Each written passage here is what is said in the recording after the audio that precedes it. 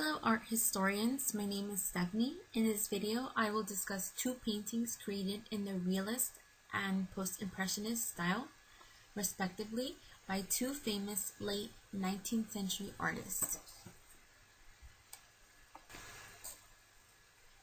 The first painting I will discuss will be Gustave Courbet's Les Sommeils, translated from French as The Sleepers, which was completed in 1866.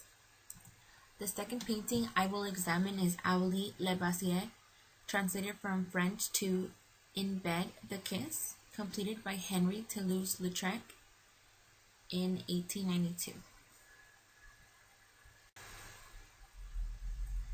I will delve into these two works that were scandalous during El Fin-de-Siècle, or the end of the century, but more so how their illicit subject matter, lesbianism, was received at the time. I suppose I will first establish the lesbian culture at the time and then discuss how the two works fit into it. Firstly, I am going to quickly review the etymology of such words such as lesbianism and lesbian, which were fairly new words during Fin-de-Siècle. Although lesbianism was not a new notion during 19th century Europe, its first written prevalence was assumed to have been disclosed by an ancient Greek poet, Sappho. She ran a literary school for young women, and it is at this school where her long-disputed sexuality comes to question. It is interpreted through many of her poems that she showed amorous interest in at least two of her female students. Nevertheless, these are where the terms Sapphism or Sapphic were most commonly used in 18th century to describe love, but mostly just sexual encounters between women. Since Sappho lived in the island of Lesbos most of her life, the terms lesbian or lesbianism also came into play at the turn of the century. During this time, literary writers tried to reconstruct Sappho's life. More interested in the lover than the poet, they would guarantee her status as a stereotype of the lesbian. As described in the book Lesbian Decadence, Representations in Art and Literature of Fin-de-Siècle France, of a resurgence of a corrupting Sappho, the incarnation of homosexual temptation made her way into 19th century decadent art and literature. Until then, female homosexuality appeared in literature only as a debauchery on which one could hardly elaborate, outside of licentious works, if merely to condemn it. Female homosexuality began its metamorphosis in the second half of the 19th century, as the term began step by step to refer less to a practice than to an identity. Until then, there had never been such an overwhelming drive to find words to identify female homosexuality. Homosexuals themselves were the first to propose a neutral term, that of homosexuality itself, which was coined in 1869 in Germany and which appeared in France in 1891 in a medical book. Also in Germany, the Dr. Karl Heinrich Ulrich defended homosexuality in the 1860s and proposed the theory that inversion was congenital. In other words, the idea was beginning to be fathomed that sexual attraction to the same sex was not by choice, but rather already present at birth.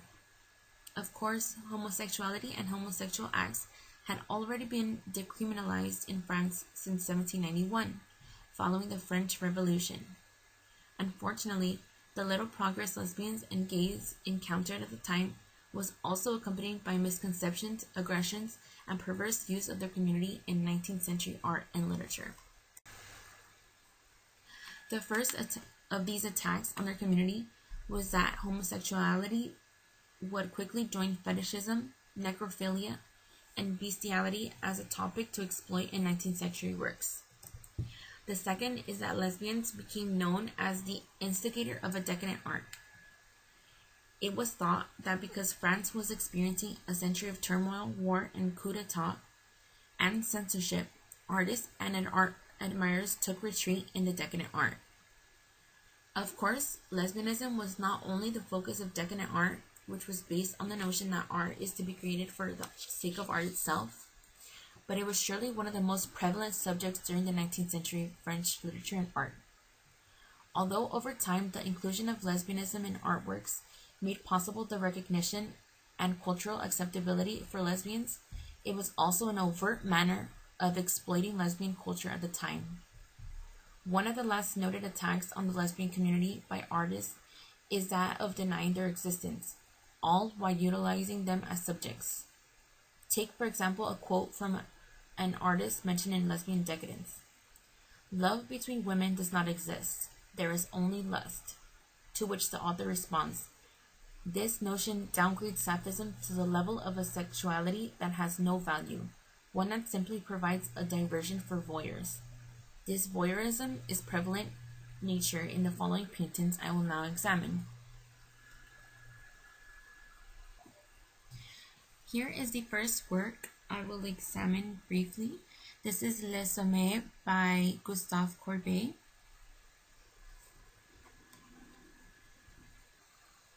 Courbet has completed this painting with characteristics consistent with realistic aesthetic. That is, he has depicted with great clarity. There is little to distract the viewer from the nudes. There is a string of broken pearls by the hand of the one on the forefront left. And then there is also a hairpin at the foot of the bed. And both of these allude to the nature of their exhausted embrace. That is, that you can interpret from this that they have had a sexual interaction. He has incorporated rich details of their anatomies, including full roundness of their thighs. You can also see the heavy flesh encircling the ribs, the dark recesses of the instep of the foot, and just the differences in their hair texture and color. But what's important about this painting is how overt the sexuality of lesbianism is, because common to lesbian art in Fin-de-Siecle paintings, there usually is an allusion to a man or to Greek mythology in order to give reason to these types of paintings. But here he has, as one examiner puts it, he strips away the coyness or delicacy which characterized 18th century genre image with the related Sapphic or Greek mythological Diana theme. He has transcended the restrictions that would normally surround such a scandalous subject because of the circumstances of the painting's commission, which was by Khalil Bey, a Turkish collector of erotica.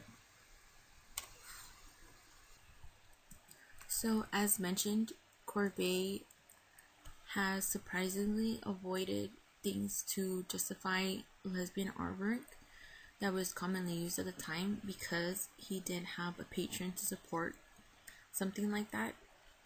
And it seems at the time that he has been part of an acceptance of lesbianism, but it also has to be noted that just because it was accepted in this instance, it did not construe an acceptable idea during French culture at the time, because there were reports when this debuted in a gallery that there were police reports to come look at this artwork.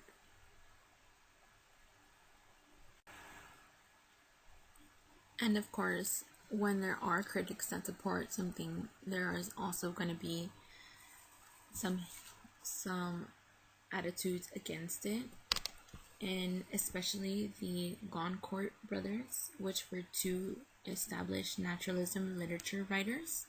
They completely dismissed Les Sommets. They noted it to be Two dirty, filthy, shit-soiled bodies, entangled in the most disgraceful and unsightly postures of a lustful woman in bed. Gone is the color, the light, and the life of a woman's flesh. Gone is the living grace of her limbs. It's just stupid filth. So, of course, they did not agree with this, but it's undeniable how attractive it was for people who did support it. Again, in the book Lesbian Decadence, there are people who support this because they were, quote, seduced by the undeniable grace of such an embrace, by the voluptuous unity of their delicate skin and their curves, a sight that does not admit the brutal and violent nature of normal love. Now I will begin to talk about Henri de Toulouse-Lautrec's Aulie de Baiser. This is actually one in a 4-part series which he did demonstrating this couple. Very different in texture is this one compared to Gustave Courbet's Les Hommes. This is because Lautrec completed this in the Post-Impressionist style, which utilized the prevalence of painting brushstrokes. They focus more on the continuance of Impressionism, where they tried to make the moment be captured in their paintings.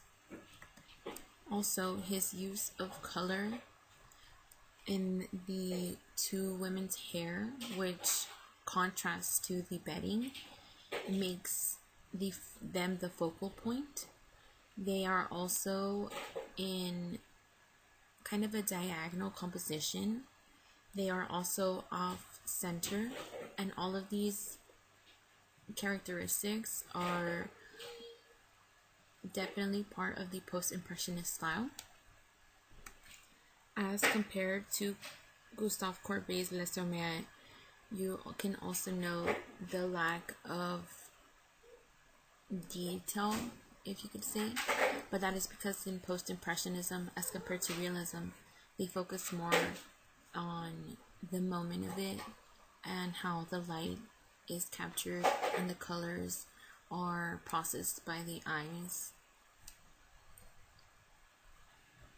But also, what's most common about them is the subject matter, which is again lesbianism, and very similar in explicitity is this one to Courbet's painting. Whereas other lesbian paintings or art in Fin-de-Siecle, it was very vague unless you understood or knew the painter. But here, as well as in Courbet's, it is very, very evident that this is two women. Although sometimes critics have believed it's a man on the right side, it is a woman with short hair. Now I'm going to discuss how Lautrec's was received compared to Courbet's. So, of course, a lot of people took notice of the models because they themselves were prostitutes of brothels that Lautrec frequently visited, and sometimes people even speculated that he lived among them. And people took notice of how Lautrec's piece compared to Courbet's was less sensual in nature, but rather more focused on how amorous they were to each other. That is the women in the painting. He also has been, or his painting has been thought to include this theme of the Mirror of Venus, or the lesbian class, where critics of lesbianism or female homosexuality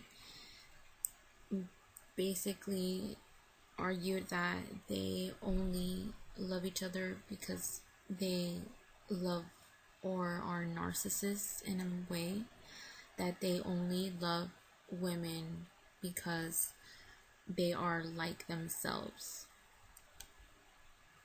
But of course, most notable and still to this day is the fact that Lautrec has given the two lesbian prostitute subjects in his painting so much love and life, rather than focusing on their jobs per se and how they weren't criticized. So again, these two Fin-de-Siecle paintings, the one on the left by Courbet and the one on the right by Lautrec, they both depict explicit lesbian images, but again, they were both received differently. Of course, the Courbet's was more criticized and Lautrec's was more accepted. I think this is because Lautrec's did focus more on how he said he felt it was a pure love, and you can definitely see by the post-impressionist style that he focused more on the softness of the bedding and just of the warm embrace that the women have. He didn't even have to use full body to show that this was explicitly sexual, whereas Courbet's was simply a decadent art where he wanted to produce and, in my opinion, exploit the lesbian bodies in order to produce something beautiful, but more so for the use of men's voyeurism. And as mentioned before, this was an attack on the lesbian community, the fact that they produced not only paintings but literature that were just voyeuristic in nature, meaning that there's always an omnipresent male gaze or view or presence in these paintings and writings, and I feel is not necessary, but it did help manifest an acceptance, and it gave the lesbian community a platform, albeit a very exploitative one. And here I will end my video, and I would just like to thank you for watching my short little research video on lesbian art in Fin-de-Siecle, France. I wish that I could have covered various other literature works or paintings, but I do feel like these two famous lesbian paintings offer a lot of insight into the intentions as well as how the works were received.